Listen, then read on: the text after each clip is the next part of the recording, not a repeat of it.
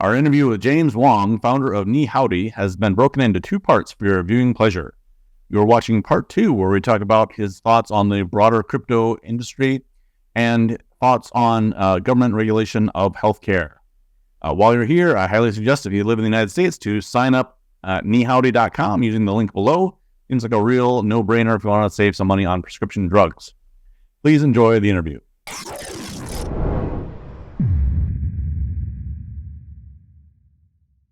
All right. The thing that it's reminding me of a little bit is the idea of like prize-linked savings accounts, where the interest rates have been such garbage since around the year 2000 that it's hard for banks to get people to save in savings accounts, right? So some states have tried to pilot where all the savings gets like put into a big pile, and then you have a number of lottery tickets equal to how much you put in, and then somebody wins that, and then it at least feels like you've earned something on your savings.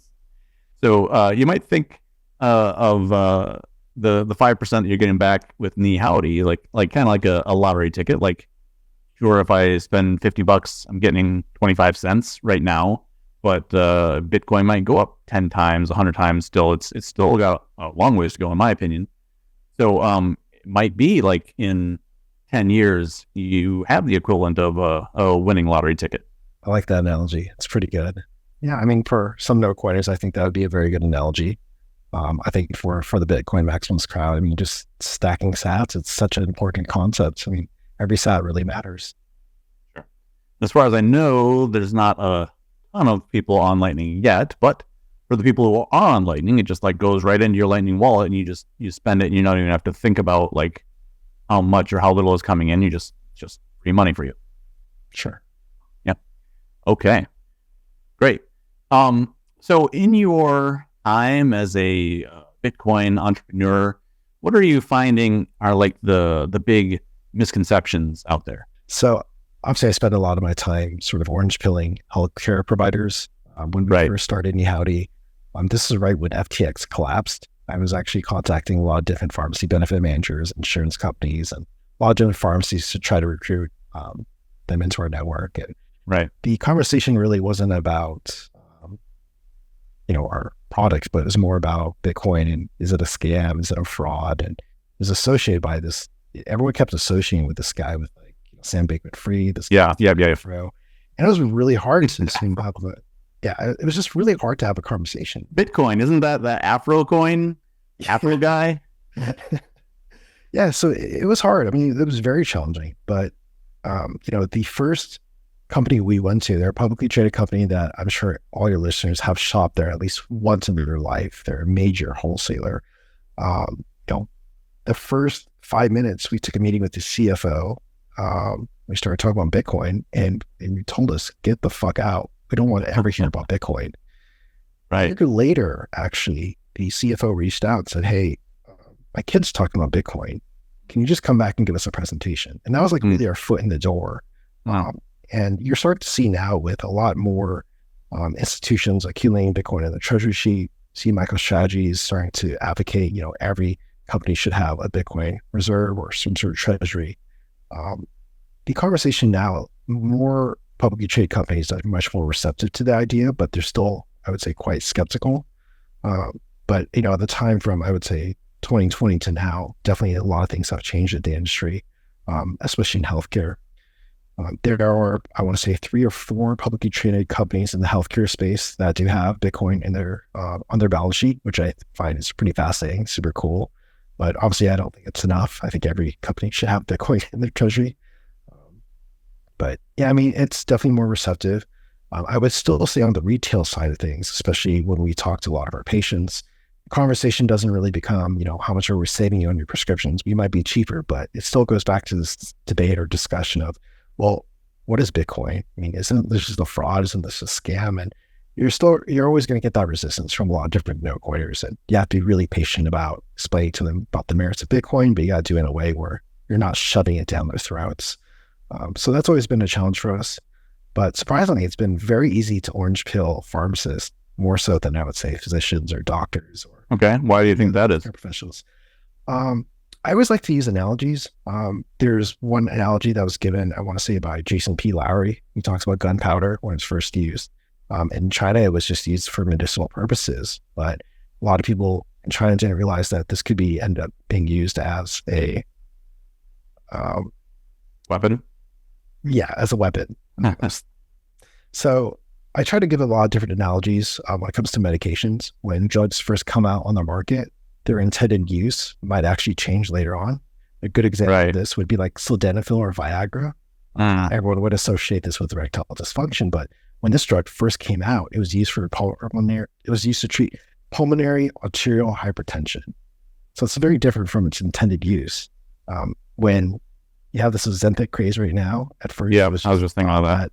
Yeah, everyone just thought, okay, this would be good for treating diabetes, lowering blood sugar, but a lot of this started transitioning to weight loss. And you start to see a lot of different studies on how this could potentially reduce like MS, Alzheimer's, dementia, a lot of different off-the-wall studies now.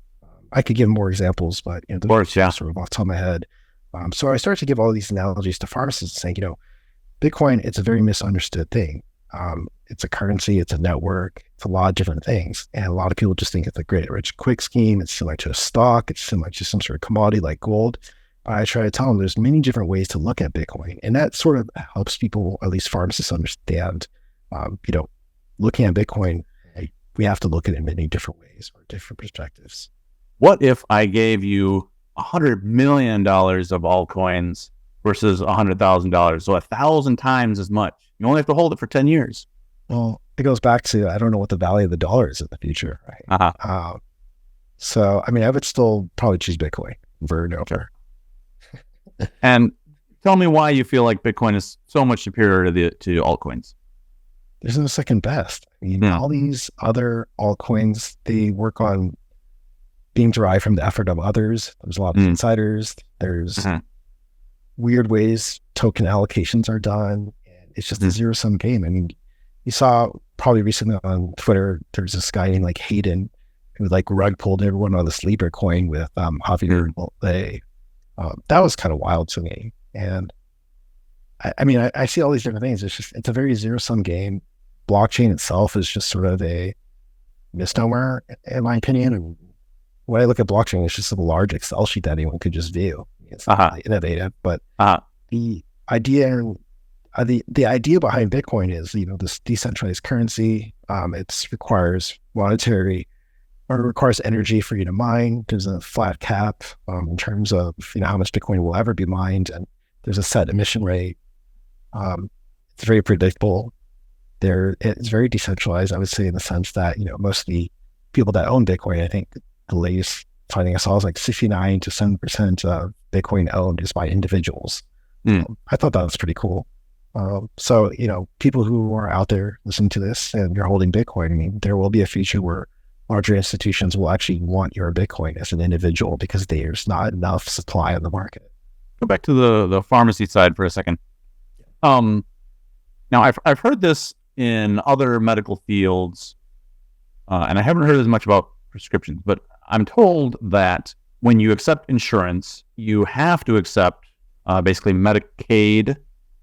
Maybe Medicare is the same kind of deal, and the government just kind of like lowballs you mercilessly on these Medicare or Medicaid payments, and you, as a healthcare provider, pretty much have to pass those costs on to other people. Is the same kind of thing happening with prescription drugs? So let's back up. Okay. I'll tell you the differentiation between Medicaid and Medicare. Medicaid is Medicaid is more meant for the state. It's a low income program. So depending if you meet certain thresholds, then you would qualify for Medicaid. Medicare is for people who are over the age of 65 and over. One thing to keep in mind of is all Americans pay taxes and they all benefit, or they all pay into, Medicaid and Medicare. A lot of these programs, they will contract out with private insurance companies to administer these benefits. And a lot of times they get rebates back, which could represent up to 50% of the drug spend. But people who have to pay out of pocket for this. Wait, one sec. They being the private company that contracts with Medicaid or Medicare? Yeah. So you think about who's the guy that Blue Cross Blue Shield. yeah. So Blue Cross Blue Shield, um, Magellan, MedImpact, Caremark. Who's the guy that Luigi shot? Oh, United United. Yeah. Healthcare. So Right. they will run prescription benefits on behalf of thousands, hundreds of thousands, millions of different members. And these plans will pay, so much exorbitant money into the system, but these insurance companies will end up pocketing these rebates from the manufacturers, and they won't return it to sometimes these payers, and it could be up to 50%, which is very strange because all our taxes are sort of like financing this arrangement. But for people who have to pay, That is strange. I actually have not heard this before. Yeah, so people who actually have to pay out of pocket, where do those rebates go? They end up going back to the pharmacies, and sometimes insurance companies will run a coupon program very similar to GoodRx or very similar to what we're doing, and they'll collect rebates on the back end on claims that are paid for out of pocket. So we've essentially created a two-tiered system, which in my opinion is quite disgusting. But yeah, so that was a little bit brief explanation on Medicaid and Medicare right there. So these kickbacks that you're talking about, is this the same kind of thing that you were describing earlier with how GoodRx can offer you lower prices? Yes. Okay. Wow, this sounds like a real tangled web. It is. It's terrible. If we're paying taxes into the system, why do we have a two-tiered pricing system? Right. So. And NiHowdy, you said that's privately held right now? Yeah, so we're just a startup. We are trying to raise funds right now. Actually, what's really cool is we're going to be closing a round pretty soon, and half of our raise is actually coming from our own patients. So, wow, okay. It's been sort of exciting to sort of tell people. So, just in case somebody out there thinks this is such a great idea that they'd want to be part of the fundraising, not sure if that's the right term for it. Is that something that anybody can get in on? Yeah, I mean, we are going through a crowdfunding website. I can't announce the name yet just because we're finalizing things, but they are a very popular, I would say, Bitcoin crowdfunding platform where you're able to invest. And people can find that on NiHowdy.com as well? Yes, we'll be making an announcement on it. Okay. So at the time of recording, it's not on the website, but it not yet. Will be in the future. Yes. Okay. All right. Well, that's super interesting. Wow, this is really eye-opening for me. A lot of the times we're talking about stuff that I'm pretty well versed in. Okay, I learn something new on every interview, but this is a lot of new stuff for me. So this has been very interesting stuff. What have I not asked you that you wish that I had? I'm not sure right now at this very moment. I mean, we've talked about a lot. Definitely, I do see a world in the future where Bitcoin could potentially offset prescription costs and our expenses. That's sort of our North Star here. I do think that Bitcoin has the potential to be used in many different applications, and sort of finding the right people who are out there to apply it. A lot of people are working on protocol level things, in my opinion, and that's amazing. But I'm more interested in the consumer application space with Bitcoin. Great.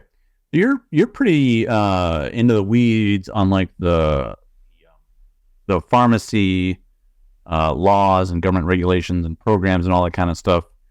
Do you have any insight into the cryptocurrency, regulations, past, present, or future? So I would say maybe within the last couple of years or so, and this is only speaking in the pharmacy world, there has been a requirement to disclose if your business owns or has Bitcoin or cryptocurrency in your balance sheet. That's very strange to me as a healthcare related business. I mean, it's just like, well, who cares if you own Bitcoin or who cares if you own stocks? That's really, it seems very weird. It's like data mining. Right. What does healthcare providers own, operate? Do they have? Is it possible in the future where, CMS could say, hey, I don't want Bitcoin. I don't want I don't want a tax subsidized industry to own, Bitcoin, and it's a preclusion or an exclusion of new providers who want to participate in the network. You're not allowed to own Bitcoin. Possibly, but with this new administration, it might be a little bit different. I would say they're a little bit more Bitcoin friendly, but time will tell because I would say they're dabbling a little bit in shit coins. I don't like that at all. Right. So CMS is Centers for Medicaid, Medicare Services. Centers for Medicare and Medicaid Services. And is that a federal agency, department? Yes, it is. Yeah. So, and so you have to file on what your tell me again what it is that you're filing. So there's an organization, a third party called NCPDP. You would normally, as a pharmacy, you would submit all your details, like say who your types of clients are, your hours of operation, what services you offer, sort of like a standardized hub for reporting. And one of the requirements now is that you have to disclose if you own Bitcoin or cryptocurrencies, or if you even deal with it. Is there any asset that's treated like that at all? Do you have to report your real estate, your stocks, precious metals? No. I mean, there's no reporting requirements in terms of those. But in terms of, do you own cryptocurrency? Do you own Bitcoin? Do you set Bitcoin as a payment? Those are probably fairly standard questions now that you have to disclose. Yeah, I think a few years ago also it started appearing on like personal taxes. Like, did you make any profits from very first thing on the top line? Yeah. So we'll say, I mean, right now it's just data mining, in my opinion. I don't know what's going to become actionable with this, but I think for a lot of listeners, you have to realize that healthcare is a very tax subsidized industry, and Bitcoin is a threat to the institution, or let's say to the government to a certain extent. If a lot of people are using tax dollars to fund the purchase of Bitcoin, you're probably getting less worth to the US dollar or to fiat. So it's, if I owned or I was a healthcare provider, for sure I'd want my entire treasury to be in Bitcoin. But, if you're the one administrating this program, I mean, you have to keep the grift going. You have to ensure the US dollar is being used at all times. So, and let me ask you this. When somebody says like, look at these countries, maybe in Europe or Canada or whatever. I don't think Canada is such a great example at the moment, but look at these countries with socialized medicine or whatever. They have such great systems, and America has a free market healthcare system, and it's too expensive or, it doesn't work for the people. What would you say about that? First of all, I would not say it's free market. We're still pretty far from that, considering that I would say most of the people here in America, they're covered by Medicaid or Medicare, which is a government subsidized program. I would say we're very far from a free market. But if you're trying to discuss about the merits of healthcare here in America versus in Europe, there's different modalities and ways to do business. Definitely, it's much more expensive here, but the time to get an appointment or time for emergency procedures definitely far less than I would say that to that of Europe.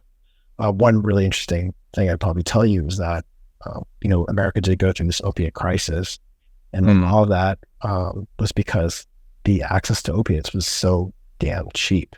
When I used to work in the hospital, one of the things that came out was IV Tylenol. We would give that to people who would be treated post-op after surgery. IV meaning intravenous? Yeah, intravenous Tylenol. In Europe, it's very cheap. But in America, it's like $4,000 to $5,000 a dose. It's very, very expensive. So a lot of hospital administrators will not want to put patients on IV Tylenol, despite there being better outcomes. There's less likelihood of people becoming dependent on opiates right after surgery or post-op. So it was a very strange thing for me to see that. Again, one of the things I felt very disillusioned with healthcare is that really we're prioritizing profits over the reality of look, a lot of people we're going through an opiate crisis, and really should not be pushing opiates as much as possible. There's other solutions, alternatives out there. So, yeah, I had an experience about a year ago. It was just astounding, less than a year ago, where somebody I was very close with had a surgery, and she's like, "Oh, I'm having some pain." And the nurse came over. jabbed her with something. She said this is like 100 times more powerful than opium or heroin or something like that. Probably fentanyl, probably. Yeah, and didn't even ask before she like jammed her with it. Oh wow! And it was quite the experience for this person to they're basically never done drugs before to suddenly have this fentanyl or whatever running through a system.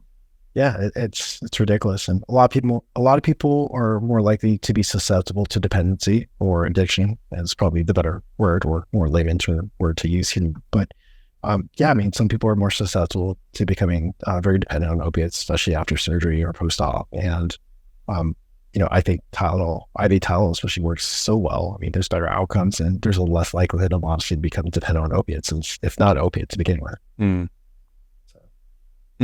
All right. It's a lot to think about. James, I think that you have been the news you can use guest of all time so far on this show. Like, I have to think that just about everybody who lives in the United States should go right now to NiHowdy.com, NiHowdy.com. Sign up. You've got nothing to lose. What you have to gain is possibly saving some money on prescriptions. And if you do use the card, you get a 5% back on your Lightning wallet. Okay. Yeah. Wow. What a deal. All right. So I'm going to close this out. James, what are your final thoughts? Probably I did mention this on your podcast a little bit earlier, but we are releasing an article into the scientific journal pretty soon. Our article will have to do with evaluating drug costs on a Bitcoin standard. It's a new take on affordability. So we've been really excited to work on this paper, and we should be co-sponsoring this with actually our alma mater, or my university that I went to. So it should be an open source article that anyone could read. But I'm super happy to just kind of mention that, and hopefully some of your listeners would want to give that a look when it does get published. Fantastic. We'll keep an eye out for that. Thanks, James, for coming on the show. Congratulations on your success. I am really impressed by what you've accomplished so far. It probably seems like it's been a long 3 years, but you really come a long way. Thanks, David, for having me. All right. Thanks to all our guests. Make sure to check James' contact information below. You can hit the like, the subscribe, the share, all those things. And thank you, James. And this has been David Medley for Proof of Pod. See you next week.